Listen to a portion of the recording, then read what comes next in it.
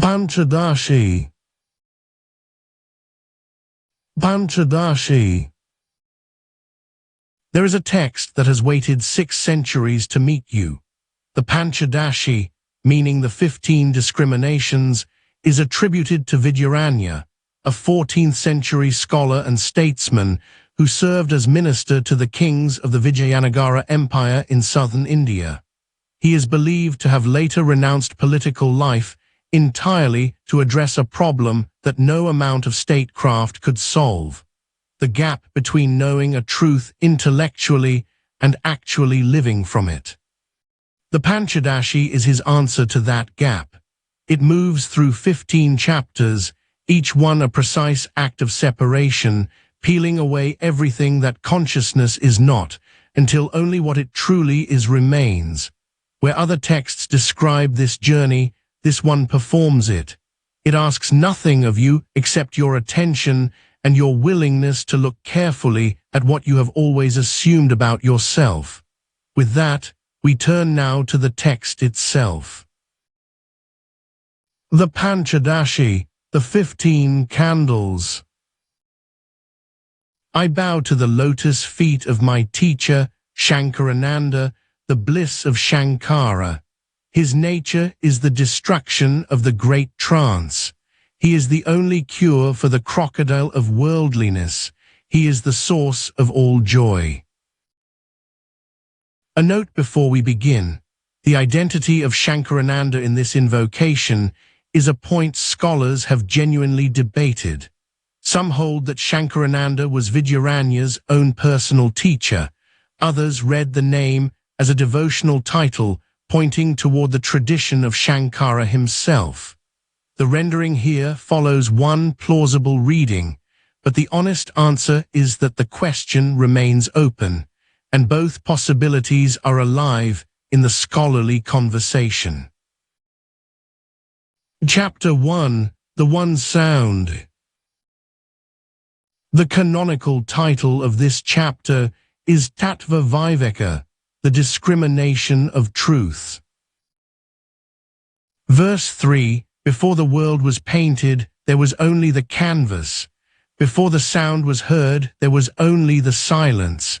This silence is Brahman, the ground of all being. It is pure consciousness, limitless, formless, and awake. Verse 4: In that silence a power arose. We call it nature.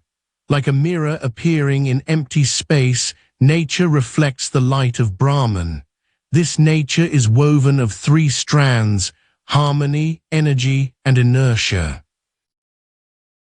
Verse 15: How does the one become 2? Look at how the sun reflects in water. When nature is pure and calm, when harmony dominates, it acts like a vast, clear lake.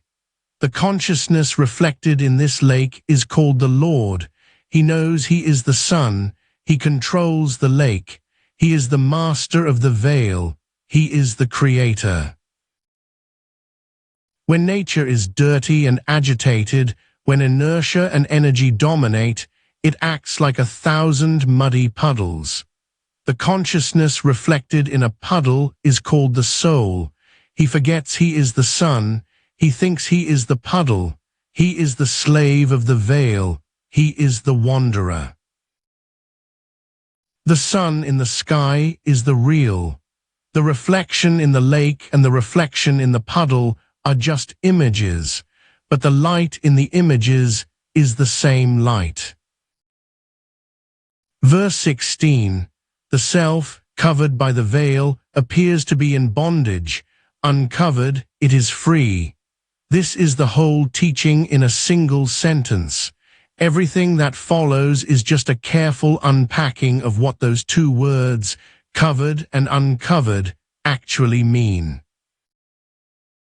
Verse 17: Fire has the power to burn, but if you surround it with wet clay, the clay does not destroy the fire, it only prevents its heat from reaching you. So the veil does not destroy consciousness. It only prevents its light from reaching the mind clearly. Verse 18. Therefore the work of liberation is not the creation of something new. It is the removal of what is covering what was always there. Verse 33. The canonical text at this point enumerates a progression of states through which the soul moves toward recognition of its own nature. What follows is drawn from that progression, though the particular seven-stage framework is a structure that later commentators and teachers have built from the text's imagery, and we offer it here in that spirit, as an illuminating map rather than a word-for-word rendering. The first is darkness. The soul says, I don't know who I am. He is indifferent. The truth is covered by a thick fog. The second is denial. The fog hardens into a wall. The soul says, the self does not exist. I cannot see it, therefore it is not there. He argues against his own freedom. The third is projection. From the denial, the ghost arises. The soul says, I am this body, I am a doer, I am a sufferer. He enters the nightmare of wandering. He creates enemies, debts, and fears.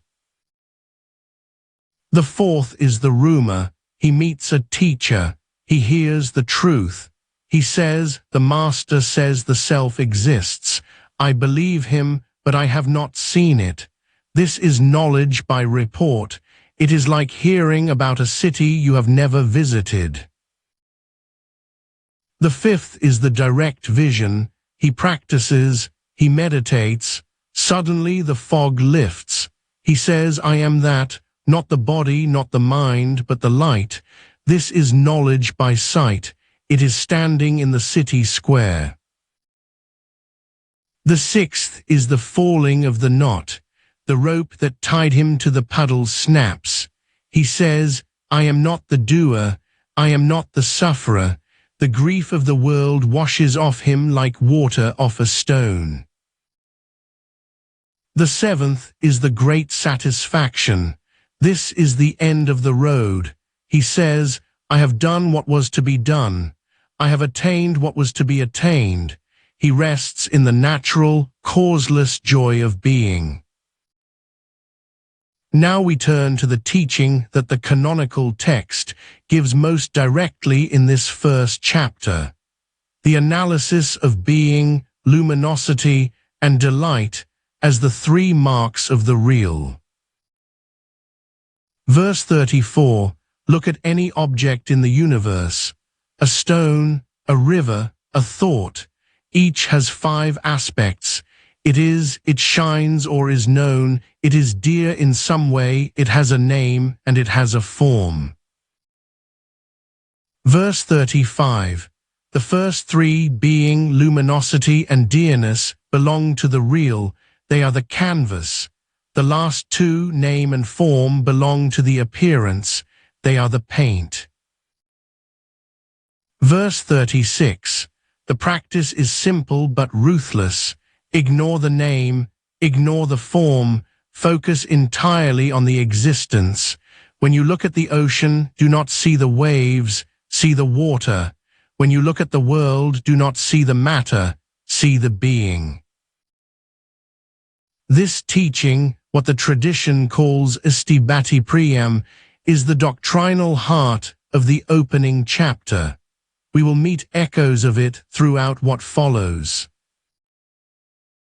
Chapter 2, The World of Ghosts. The canonical title of this chapter is Mahavakyas Viveka, the discrimination of the great elements. Verse 1, to find the truth, we must separate the substance from the shadow. The substance is Brahman, the real. The shadow is the 5 elements, the world. Verse 2, the world we see is a mixture. It is like a firebrand spun in the dark, creating circles of light. The circles look real, but they are just movement. The world looks solid, but but it is just name and form vibrating on existence. Verse 3. What is the world made of? 5 forms of becoming: space, the hollow form; wind, the moving form; fire, the burning form; water, the flowing form; earth, the solid form. Verse 4. How do we tell them apart from the real? The real is that which simply is in itself, without depending on anything else. The elements are real in their existence, but not real in their particular character. Their character is borrowed and composite. Verse 5. Look at space. It has a property, sound. It has a nature, emptiness. It allows things to exist within it. Verse 6. But space is not the final reality. Why? Because there was a time before space. The scriptures say from the self, space was born. If it was born, it must have a womb. That womb is the self. Verse 7. If you strip away the spaceness, what remains? Only existence. Space is. The isness belongs to Brahman. The space is just a name we give to a specific shape of nothingness. Verse 10. From space, wind is born. Wind is space plus motion plus touch. It feels real. It knocks down trees, but strip away the motion and the touch. You find only existence. Wind is. Verse 11. From wind, fire is born. Fire is wind plus color plus heat. It burns, it shines, but strip away the burning. Fire is. Verse 12. From fire comes water, which adds taste and fluidity. From water comes earth, which adds smell and solidity. Each element is denser than the last. Each wears the qualities of the ones before it, layered like costumes. Verse 13. This is what the tradition calls the mixing of the elements. Earth does not simply replace water, it carries water within it, and fire within that, and wind within that, and space within everything. The world is not a collection of 5 separate things. It is one movement of becoming, thickening as it descends. Verse 14. And beneath the thickening, unchanged, is the pure existence that makes each element possible. That is the thread running through all 5. That thread is Brahman. Chapter 3. The 5 Disguises. The canonical title of this chapter is Panchakosha Viveka, the discrimination of the 5 sheaths. Verse 1. The self is the king. He is hidden in the cave of the heart, but the entrance is blocked by 5 heavy curtains. He is buried under 5 layers of clothing. To find him, you must strip them off, one by one. Verse 2. What are these 5 layers? The body, which is made of food, the breath, which is the life force, the mind, which is the seat of doubt, the intellect, which carries the ego, and the bliss, which is the peace of sleep. Verse 3. Look at the physical body. It is made of food. It is born from the seed of the father and the womb of the mother. It grows when fed. It decays when starved. It is a house of bone, skin, and blood. Verse 4. Is this you? No. Before birth it was not here. After death it will not be here. It is a temporary shape. It is an object you perceive like a pot. You are the seer of the pot. You cannot be the pot. Take off the coat of mud. Verse 5. Beneath the mud is the power. This is the vital air. It pumps the blood. It digests the food. It moves the limbs. It is the engine of the machine. Verse 6, is this you? No, the engine is strong, but it is blind.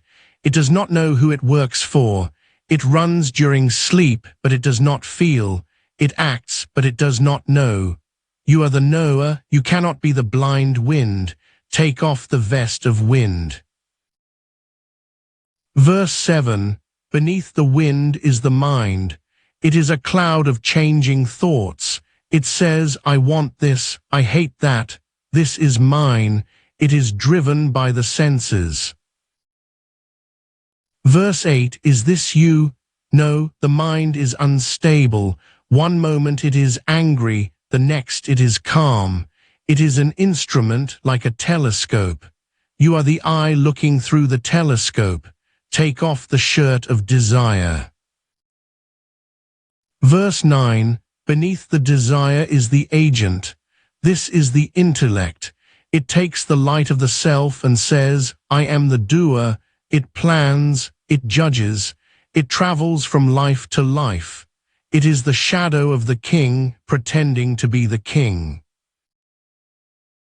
Verse 10, is this you? No, this agent comes and goes. In deep sleep, the agent disappears completely. You do not say, I am a doer when you sleep, yet you still exist. Therefore, this ego is just a mask. Take off the mask of the agent. Verse 11, beneath the ego is the silence. This is the bliss sheath. It is the peace you feel in deep sleep.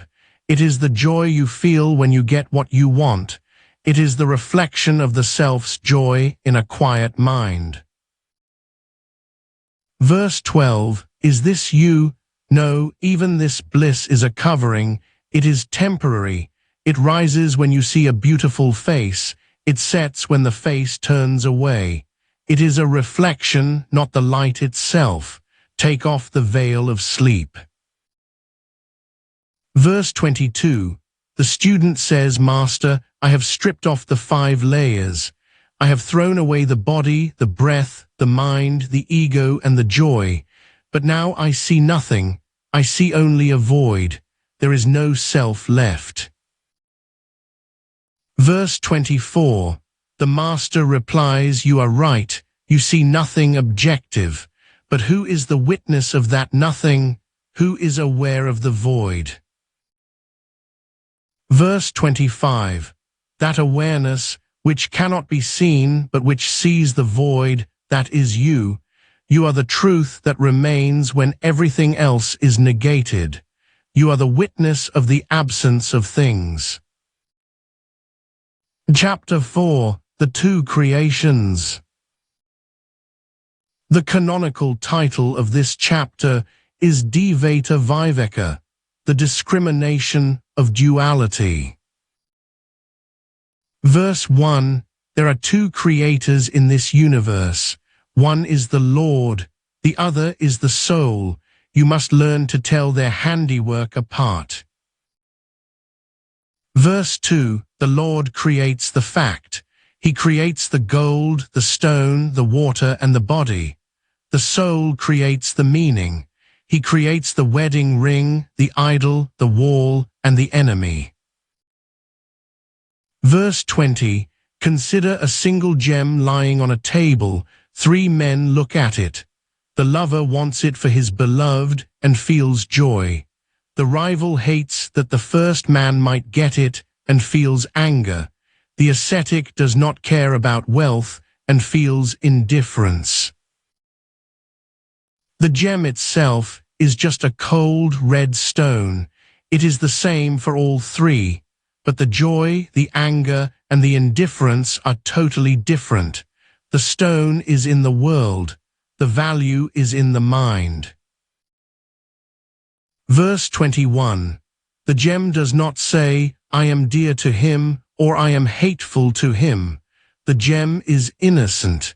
It is the soul that projects the paint of mine and not mine onto the innocent object.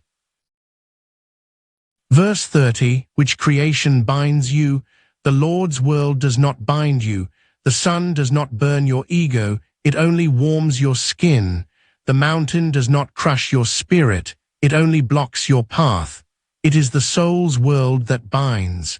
The thought, "this is mine," creates fear of losing it. The thought, "this is his," creates jealousy of missing it. Verse 32.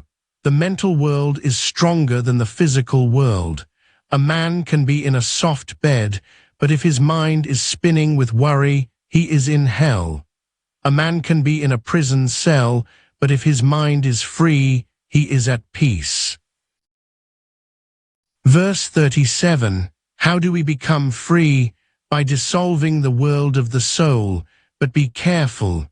You cannot destroy the world of the Lord. Verse 38. You cannot stop the fire from burning. You cannot stop the body from aging. You cannot stop the senses from perceiving blue and yellow. To try to destroy the Lord's world is madness. Verse 39. But you must dissolve the mental narrative. You must burn the words mine and yours. You must see the gem as a stone, not as a prize. You must see the other person as a human being, not as a possession or an enemy. Verse 40. When the mental world is dissolved, what remains? The physical world remains. The sage still sees the tree. He still feels the cold, but the tree is just a tree. The cold is just a sensation. They have no hooks to catch his heart. Verse 42. He moves through the Lord's world like a traveler passing through a foreign land. He admires the scenery, but he does not try to buy the land. He is safe because he owns nothing. Chapter 5. The Four Great Keys.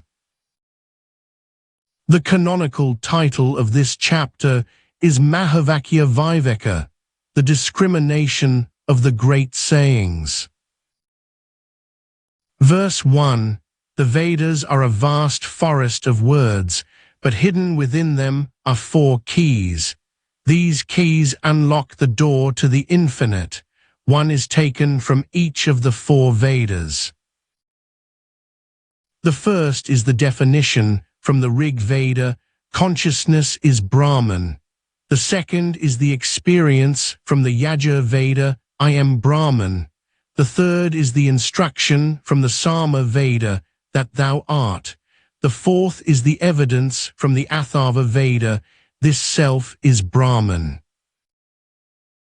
Verse 2. Consciousness is Brahman. Look at the body.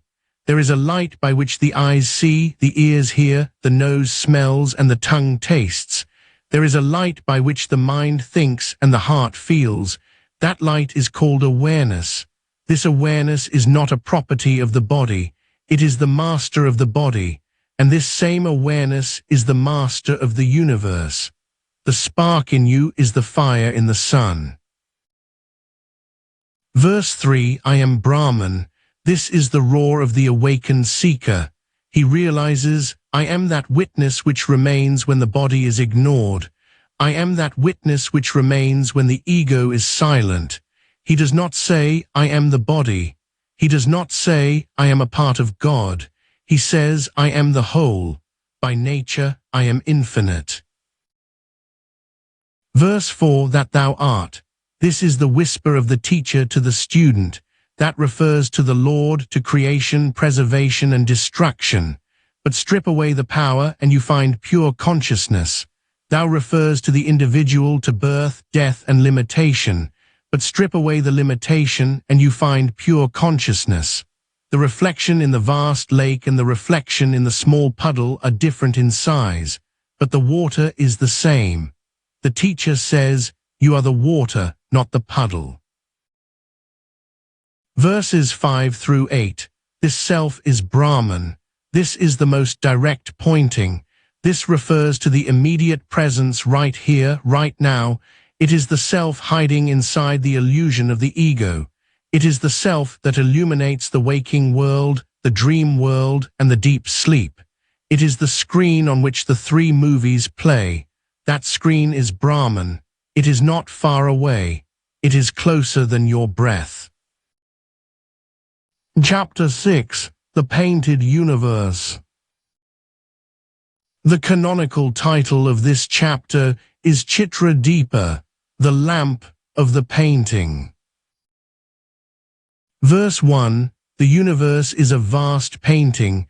To understand how it is made, look at how an artist creates a picture.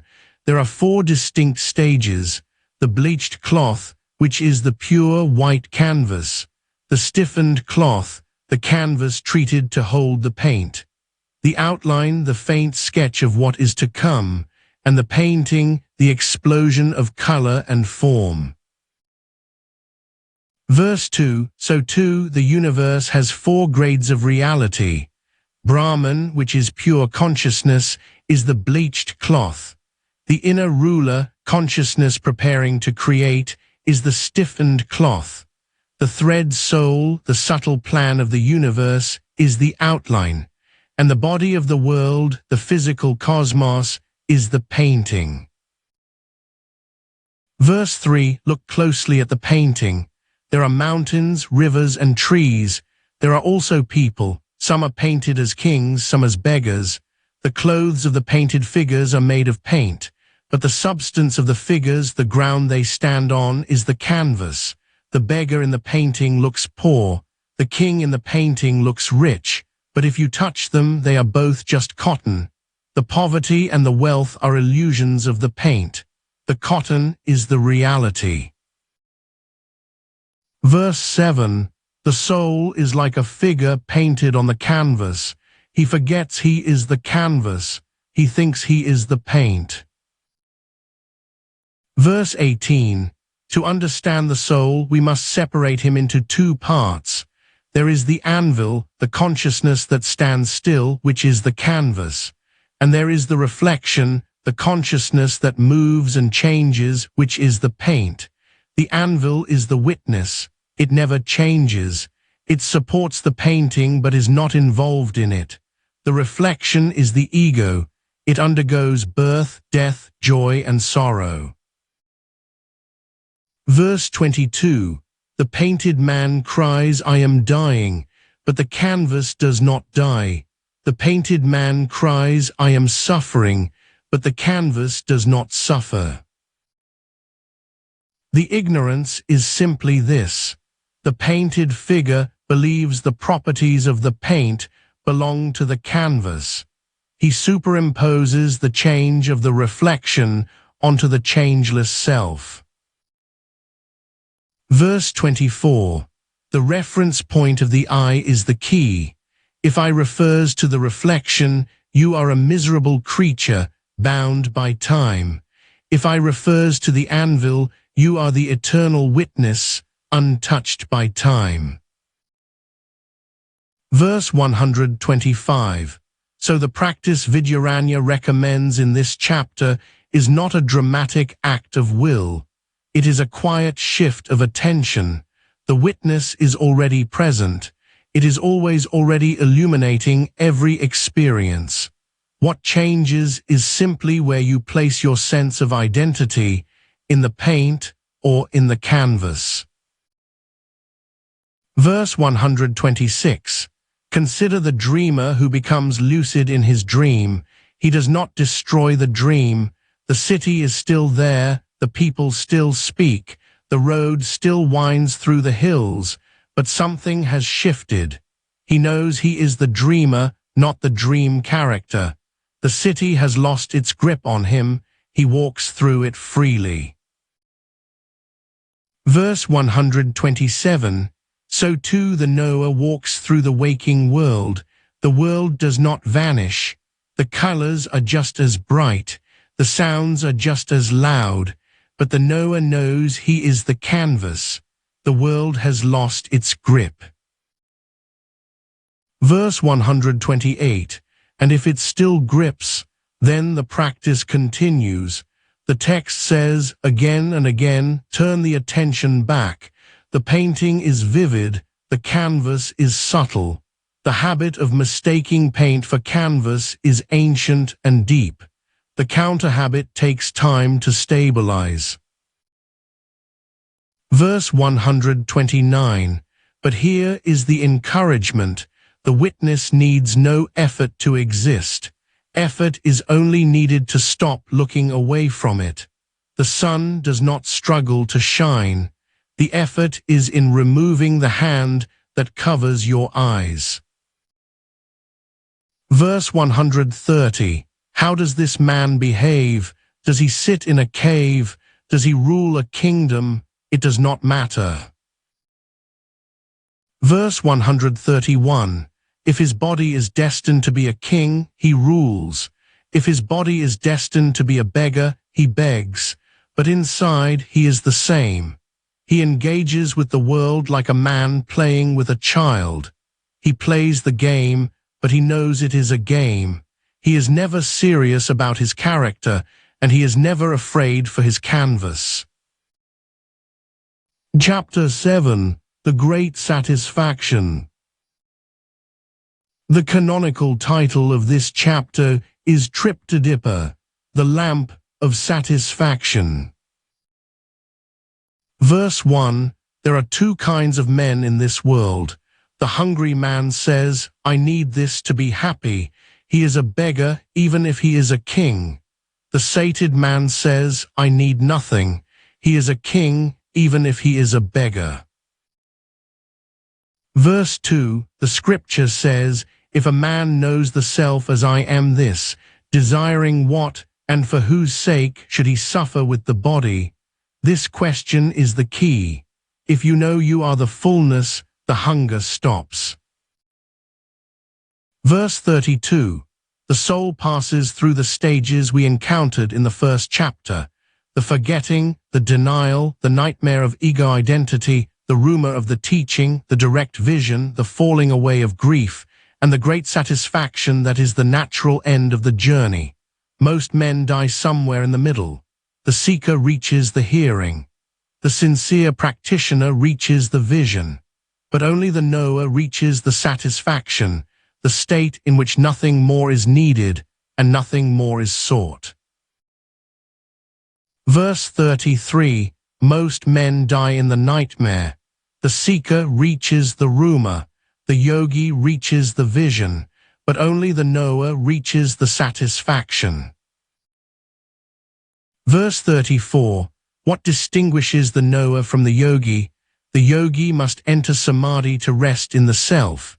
He must close his eyes and withdraw from the world to touch his own freedom. The knower does not need to withdraw. His knowing is continuous. It is like the difference between a man who sees the sun only when the clouds part, and a man who knows the sun is shining whether or not the clouds have parted. Verse 35. The yogi rests in the self when the mind is still. The knower rests in the self through the motion of the mind. The stillness of the mind is no longer required because the knower is not looking for the self in the stillness. He knows the self is the ground of the motion itself. The canonical text then turns, at some length, to the question of duty. This is worth sitting with carefully, because the manuscript that has reached you handles this passage lightly, and the original text does not. Let us give it the space it deserves. Verse 36. The great question of chapter 7 is this: what happens to the obligations of Vedic life when the knower arrives at his satisfaction? The tradition prescribes rituals, duties, stages of life. For the householder, there are fires to maintain, ceremonies to perform, ancestors to honor. For the student, there are texts to master. For the renunciant, there are rules of conduct to follow. What becomes of all this? Verse 37. Vidyaranya's answer is precise, and it begins with a distinction. There are actions that bear fruit for the one who does not know, and actions that bear fruit for the one who knows. The ignorant man performs a ritual to gain heaven. His action is charged with desire, and it binds him to the result. The knower may perform the very same ritual, but he performs it as the self performing through a body. not as a bound individual seeking a reward. Verse 38. The text uses the analogy of a man who has already eaten to fullness and then, out of courtesy, takes a small portion of food at a feast. He eats, but he is not eating from hunger. The eating does not bind him the way hunger-eating binds. So too the knower acts in the world without the hunger of desire driving his action. Verse 39. This does not mean the knower is lazy or indifferent to those around him. It means his action has changed its source. He is not running toward a result. He is expressing what he is. The river does not flow toward the ocean because it wants something from the ocean. It flows because flowing is its nature. Verse 40. The canonical text also addresses the objection that this sounds like a convenient excuse for abandoning one's duties. Vidyaranya is clear. The knower does not abandon action carelessly. The difference is internal. Externally, the knower may look exactly like a householder fulfilling his obligations, but inwardly the whip of compulsion has gone quiet. He acts from fullness, not from lack. Verse 41. And for those who have not yet reached the satisfaction, the duties remain fully in force. The text does not offer the teaching of the knower as a shortcut for the seeker. The seeker must walk the path. The satisfaction is the destination, not the method. Verses on the Song of Fulfillment. The canonical chapter 7 does contain passages in which the fully satisfied knower speaks in the first person, declaring his freedom. The verse numbers in various editions differ somewhat, and we will not tie them to specific numbers here. What matters is the quality of the declaration. The knower does not roar with triumph, as though he has defeated something. He speaks with the quiet certainty of someone who has simply noticed what was always the case. He says, I am blessed, I see the self, the fog is gone, my ignorance has fled, I have done what was to be done, I have obtained what was to be obtained.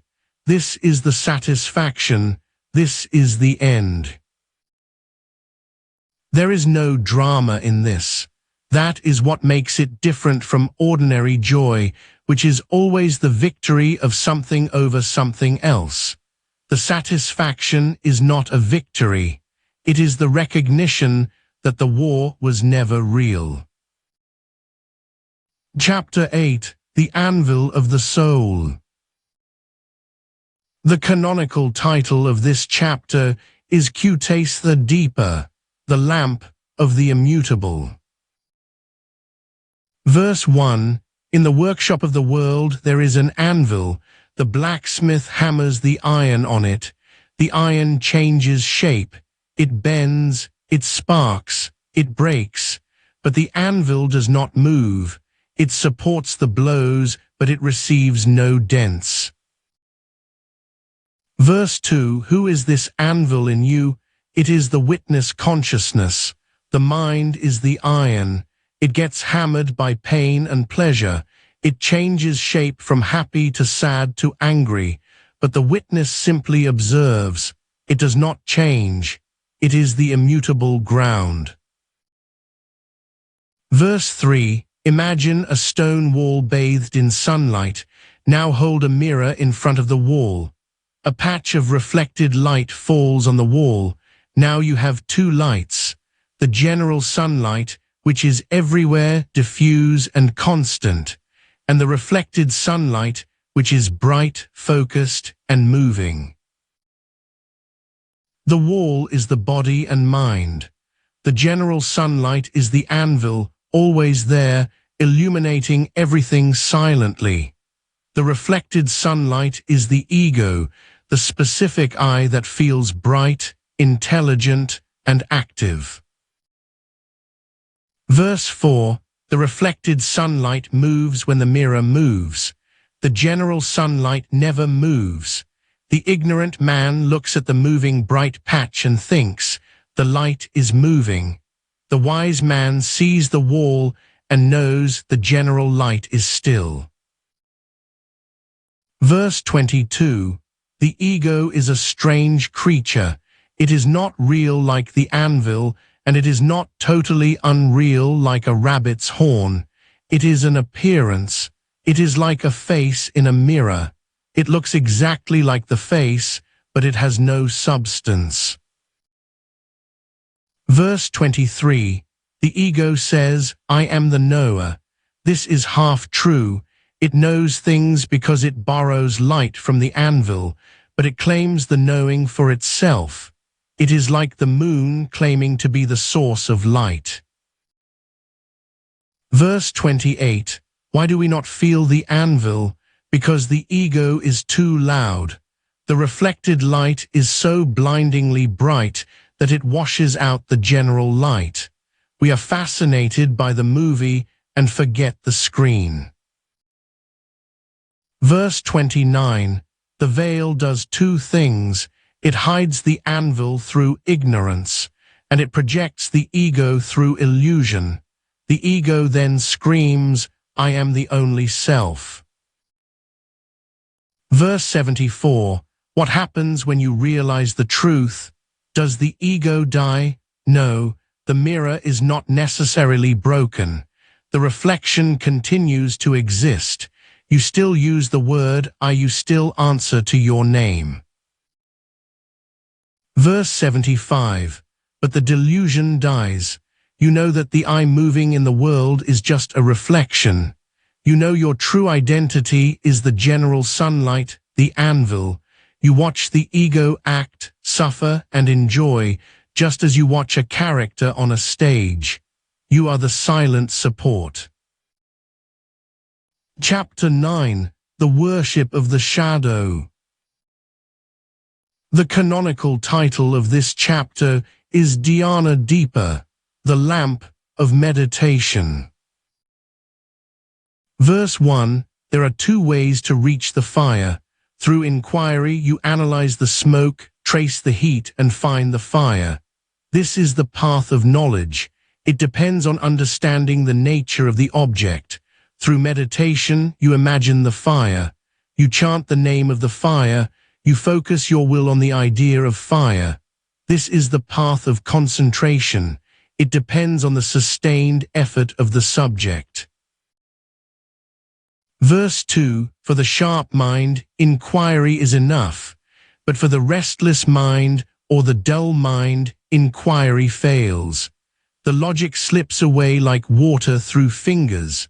For them, the master offers meditation as a preparation and a companion. Verse 3. The canonical text at this point takes up the question of the Samvadi Brahma, the fruitful mistake, which is the idea that an error can accidentally lead to a correct result. This is a genuine philosophical point in the Panchadashi, and what follows is a rendering of its logic rather than a translation of a specific illustrative story. The illustration here is a teacher's way of making the doctrine vivid, not a verse of the original text. Imagine two men who each see a glow coming from inside a dark house. Both think it might be a jewel. Both run inside. The first man is chasing the reflection of a lamp. He finds a lamp, not a jewel. His mistake led nowhere useful. The second man is chasing the reflection of an actual jewel. He follows the glow to its source and finds the jewel itself. Both men were under an illusion. Neither was looking at the jewel directly. But the second man's illusion was aimed in the right direction, and so it bore fruit. This is what the tradition calls a fruitful mistake. Verse 10. So it is with meditation. The God you worship in your mind is an image. It is not the formless Brahman. It is a shadow, a reflection.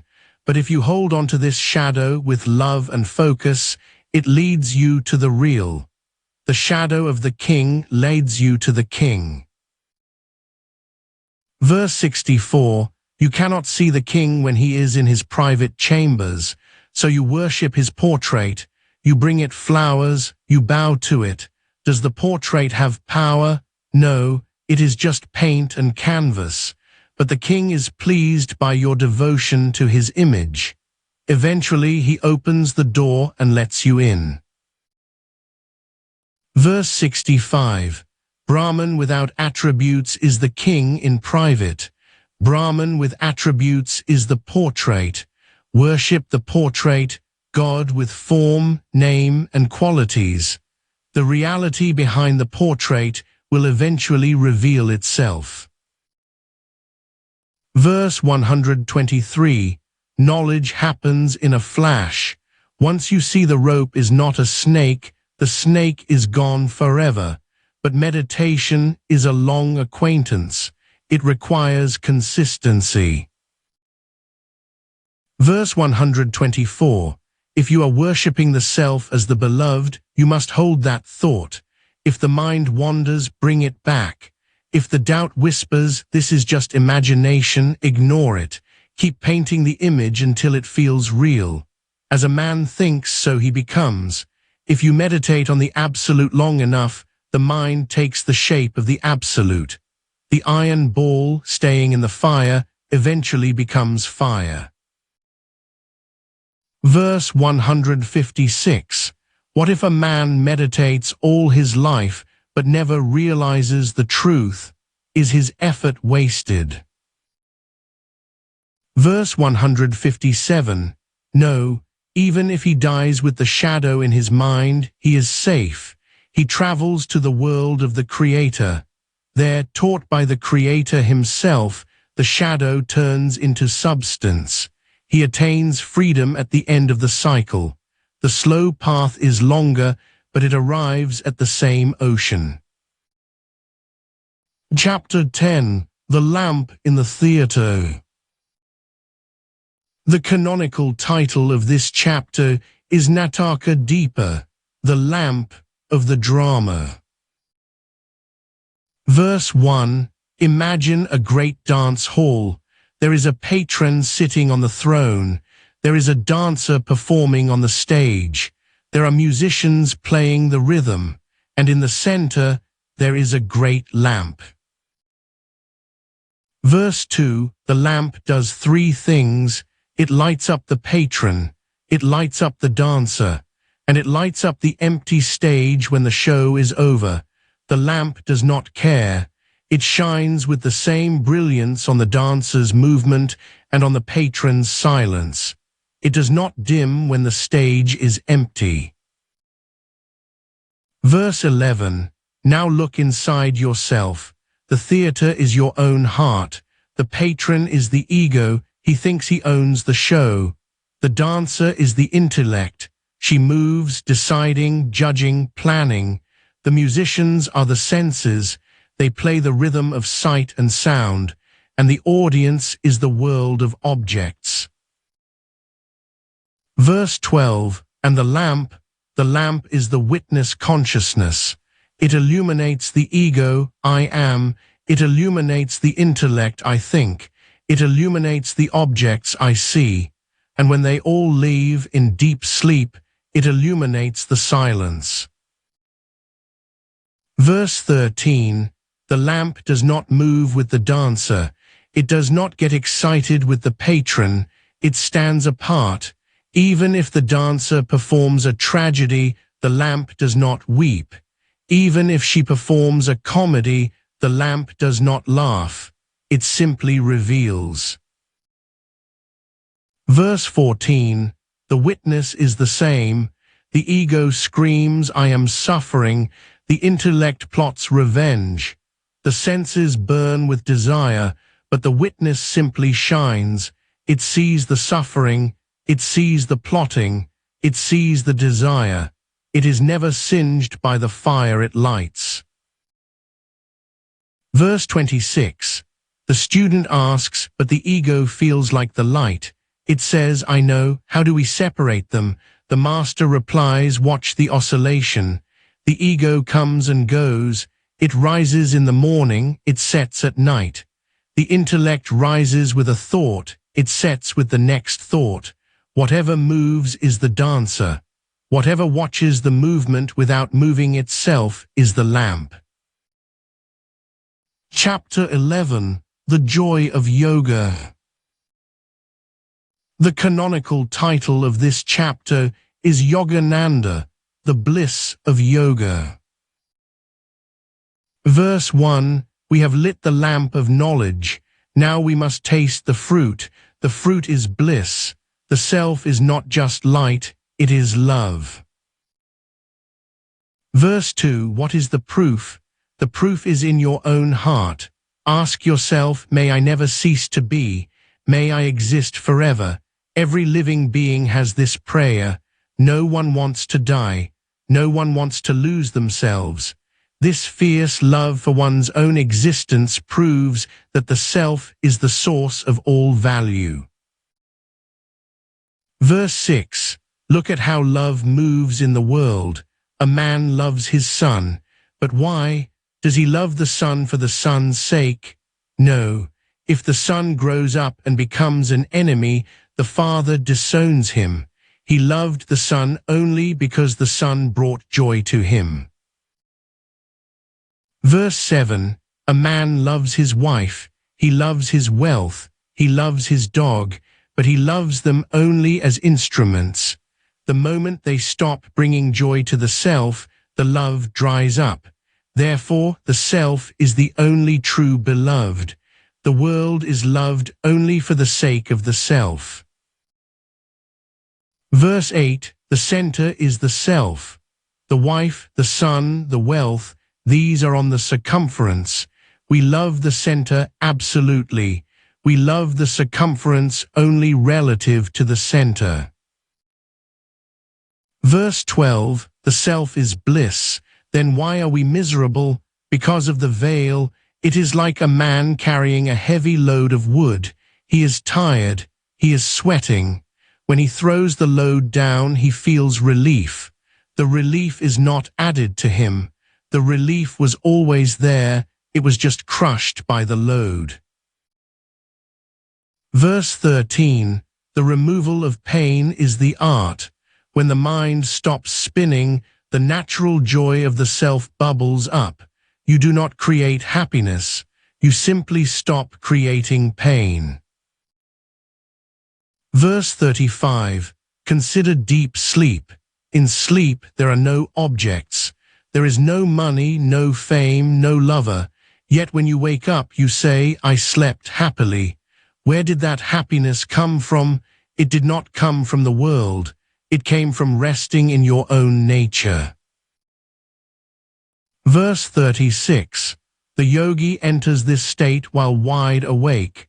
This is called samadhi. He withdraws the senses. He quiets the wind of the breath. He sinks into the silence. He drinks the same nectar that the sleeper drinks, but he drinks it consciously. Chapter 12. The Joy of the Self. The canonical title of this chapter is Atmananda, the bliss of the self. Verse 1. The student asks, you say the self is the supreme beloved, but look at the world. A mother loves her son more than her own body. She will starve to feed him. She will die to save him. Therefore the son is the center, and the self is just a means to serve the son. Verse 2. The master replies, look closer. She does not die for a son, she dies for her son. It is the mindness that creates the value. If the son turns against her, if he becomes a monster, she may disown him. Why? Because he no longer reflects herself. The love for the son is a reflection of the fierce love for the I. Verse 5. Everything in the universe falls into 4 categories of value. The supreme beloved, the self, loved for its own sake. The instrumental beloved, that which serves the self, loved because it brings joy. The neutral, that which neither helps nor harms, ignored. And the hated, that which abstracts the self, avoided or destroyed. Verse 6. The tiger is hated, the straw is ignored, the wife is loved, but the self is the king for whom the play is performed. The wife is dear only as long as she pleases the king. If she attacks the king, she moves from beloved to hated. The value of the object shifts. The value of the king never shifts. Verse 25. Imagine a king and his minister. The king is the goal. The minister is the means. If the minister betrays the king, he is executed. The body, the mind, and the breath are ministers. They are valuable only as long as they serve the consciousness. Verse 26. The ego says, I love myself, but the ego is just a minister. The real I is the witness. When the body gets sick or the mind gets confused, the witness watches them with detachment. You are willing to cut off a gangrenous leg to save the life. This proves the body is not the supreme beloved. You are. Verse 70. How do we live this truth? By shifting the center of gravity. Most men live on the circumference, chasing instruments, money, fame, family. They are beggars, dependent on things. Verse 71. The wise man rests in the center. He loves his son, but he knows the son is a wave of his own self. He loves his wife, but he knows she is the self in another form. He does not need them to complete him. He enjoys them as a rich man enjoys a dessert, not out of hunger, but out of delight. Verse 80. The student asks, who is this self we must love? The master says, it is the knower within you, but it is also the Lord of the universe. The knower and the Lord are one. Verse 81. If you think the Lord is far away, you are a slave. If you think the Lord is the other, you live in fear. But if you know, I am the joy that breathes in all beings, then you are free. You have no rival. Chapter 13. The Joy of Non-Duality. The canonical title of this chapter is Advaita Vedanta, the bliss of non-duality. Verse 2, the scripture says, fear comes from the second. As long as there is an other, a rival, a boss, a germ, a god, there is fear. Even if the other is kind today, he may be cruel tomorrow. Verse 3, the only state free from fear is non-duality. When there is no second, who is there to fear? Who is there to fight? This fearlessness is the highest bliss. Verse 4, the student asks, to reach this non-duality, must we destroy the physical world? Must we burn the mountains and dry up the oceans? Verse 5, the master replies, no, that is the foolish way. You do not destroy the world, you dissolve the belief in its independent reality. When a man wakes up from a nightmare, he does not kill the dream tiger with a gun. He simply wakes up. The tiger is still there in his memory, but it no longer has teeth. Verse 7, look at the world as a magic show. The magician spins a web of colors, sounds, and forms. The ignorant man thinks the magic is real. He gapes in wonder, he screams in terror. Verse 8, the wise man also sees the show. He sees the elephant appear from the empty hat, but he knows it is a trick. He enjoys the skill of the magician, but he does not run from the elephant. Verse 9, this is the joy of non-duality. It is not the joy of closing your eyes. It is the joy of keeping your eyes open and seeing the rope behind the snake. The snake, the world, continues to wiggle, but it has lost its venom. Verse 15, When you believe the world is real, it sits on your chest like a boulder. You worry about the economy, the wars, the future. You carry the weight of the cosmos. Verse 16. When you see the world as a dependent appearance, the boulder turns into a balloon. It still looks huge, but it has no weight. You can carry it with one finger. This lightness of being is the bliss of non-duality. Verse 63. This bliss is always available. It reveals itself in three ways. In deep sleep, the world disappears naturally. We taste the bliss of the self, but we are unconscious. In samadhi, the yogi stills the world deliberately. He tastes the bliss consciously, but he must keep his eyes closed. In knowledge, the knower sees the world but sees through it. He tastes the bliss with his eyes wide open. Verse 64. The knower is superior. He does not need to sit in a cave to be happy. He walks through the marketplace, surrounded by noise, wrapped in the silence of the One. Chapter 14. The Joy of Wisdom. The canonical title of this chapter is Vidyaranya, the Bliss of Knowledge. Verse 2. The mind is a house with 4 rooms. Every thought that rises lives in one of these rooms. The room of sorrow, born of inertia, where anger, depression, and dullness live. The room of delusion, born of passion, where desire, greed, and restlessness live. The room of pleasure, born of harmony, where contentment and kindness live. And the room of wisdom, which is the realization of the self. Verse 3. The self is the sun outside the house.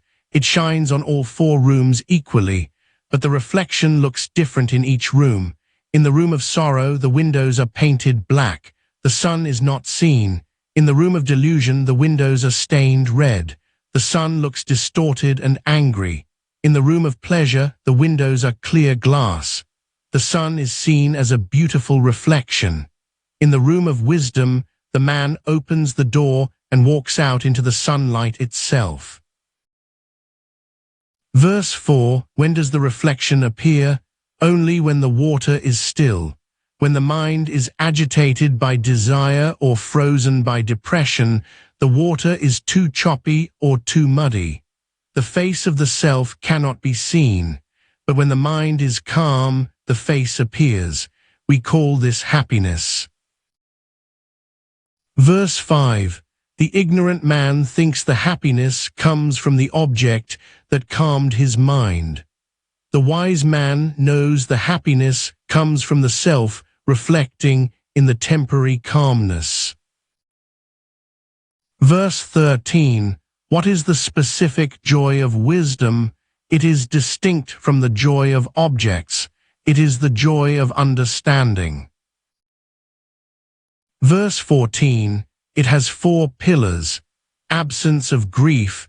The knower realizes, I am not the sufferer. The weight drops. Fulfillment of desire. He realizes, I am the all. There is nothing left to want. Satisfaction. He realizes, I have done what was to be done. The duty ends. And certainty. He realizes, this will never change. Verse 15.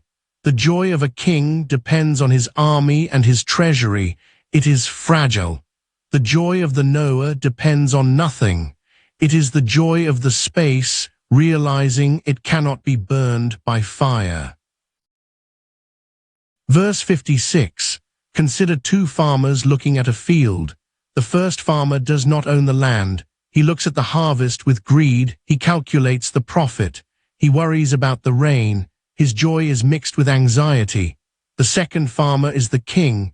He owns the land, but he does not work it. He looks at the harvest with a calm smile. He knows it is his, whether it rains or shines. The worldly man is the first farmer. He tries to extract happiness from the world. The knower is the king. He sees the happiness in the world and knows it is a reflection of his own glory. He enjoys it without needing to clutch it. Verse 64, even the highest joy of the mind is just a wave. It rises and falls, but the wisdom is the ocean underneath. The knower watches the happy thought rise. He enjoys it. He watches the neutral thought rise. He is at peace. He watches the sad thought rise. He knows it is just a cloud. Verse 65, he does not chase the joy. He does not run from the sorrow. He rests in the knowledge that he is the substance of both. This specific, cool, unshakable peace is the joy of wisdom. Chapter 15, the joy of objects. The canonical title of this chapter is Vishyananda, the bliss in objects. Verse 1, we have spoken of the joy of the self, but what about the world? What about the joy of a cold drink on a hot day? What about the joy of a lover's touch? Is this a lesser joy? Verse 2, the Master says, no, there is no such thing as a joy that belongs to a different universe. There is only one joy in the universe. The joy you feel in the bedroom is the same joy the yogi feels in the cave. The only difference is the mirror in which it is seen. Verse 3, you think the happiness comes from the object. You say, the chocolate makes me happy, but this is a mistake. If the happiness were inside the chocolate, it would make everyone happy. It would make you happy even when you are sick or full, but it does not. Verse 4, the happiness is not in the object. The happiness is you. The object is just a key that unlocks your own nature. Verse 10, how does it work? When you desire something, the mind becomes agitated. It shakes like a lake in a storm. The reflection of the self is broken and distorted. You feel pain. You get the object. For a moment, the wanting stops. The mind becomes still. The storm dies. And in that split second of silence, the self reflects clearly in the mind. You feel bliss. Verse 11, you think, I am enjoying the object. In reality, you are enjoying the silence that came after getting the object. You are dipping into your own self, but you make the mistake of attributing the flavor to the spoon rather than the soup. Verse 18, consider the foolish dog. He finds a dry, sun-bleached bone, he chews on it. The hard bone cuts his gums. Blood flows. The dog tastes his own blood and thinks, this bone is delicious. We chew on the hard objects of the world. We struggle. We bleed. When we finally succeed, the mind relaxes and the joy of the self flows. We taste our own self, but we think the joy comes from the money or the fame. Verse 28, the knower does not reject the world. He eats the food. He listens to the music, but he is not a beggar. He knows the secret of the flavor. Verse 29, when he tastes a sweet grape, he thinks, this sweetness is a spark of my own infinite bliss. He enjoys the grape, but he worships the self. He does not get addicted to the mirror. He loves the face. Verse 35, so we have lit 15 candles. We have seen the real in the elements. We have seen the consciousness in the witness. We have seen the bliss in the love. Verse 36, the world is a painting on the canvas of Brahman. The individual is a reflection in the mirror of Brahman. The joy is a ripple in the ocean of Brahman. Verse 37, the illusion is not destroyed, it is understood. The veil is lifted. The actor takes off the costume. He stands naked in the light. He is free. Here ends the Panchadashi, The Book of 15 Candles.